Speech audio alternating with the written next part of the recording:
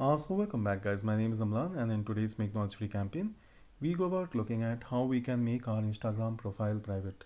Now once you make your profile private, what it means is only your followers will be able to see your public post. So random public in general will not be able to see your public post. So this is very important for privacy, and the way you do this is by heading towards your Instagram settings, headings to privacy, and then turning this toggle to on, which means that it is now a private account. What this means is, like I already said, only your followers will now be able to see like all the stuff that is there in your profile.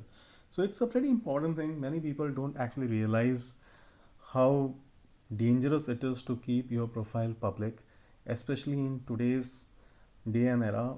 Like photos, if kept public, can be misused, and therefore I really advise that you go ahead and make all your profiles private. Maybe it's Facebook, maybe it's Twitter, maybe it's Insta, especially Insta, because your pictures and your memories, you don't want them to land in someone's dirty hands.